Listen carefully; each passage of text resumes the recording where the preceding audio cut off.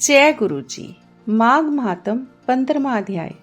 दत्तात्रेय जी कहने लगे कि हे राजन, प्रजापति ने पापों के नाश के लिए प्रयाग तीर्थ की रचना की।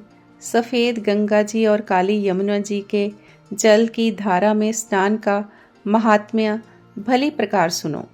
जो इस संगम में माघ मास में स्नान करता है वह गर्भ योनि में नहीं आता। माघ मास में प्रयाग में स्नान करने से मनुष्य अच्छे भोगों को भोगकर ब्रह्म को प्राप्त होता है।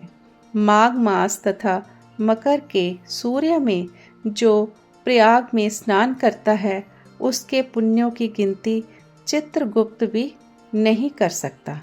100 वर्ष तक निराहार रहकर जो पुण्य प्राप्त होता है वही फल माघ मास में 3 प्रयाग में स्नान करने से होता है।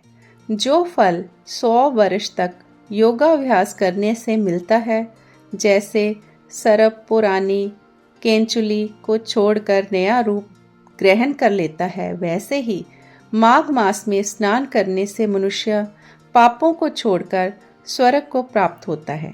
परंतु गंगा यमुना के संगम में स्नान करने से हजारों गुना फल मिलता है।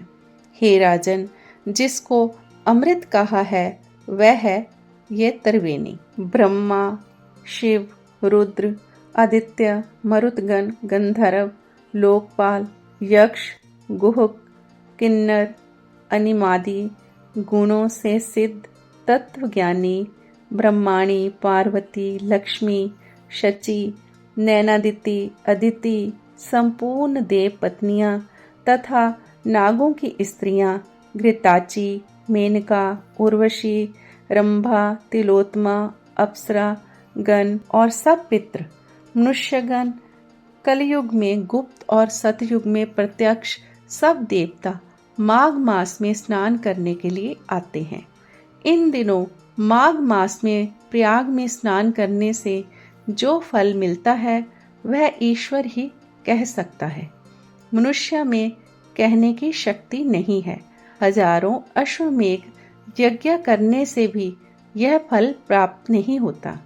पूर्व समय में कांचन मालिनी ने इस स्नान का फल राक्षस को दिया था और इससे वह पाप से मुक्त हो गया था। बोल विष्णु भगवान की जय।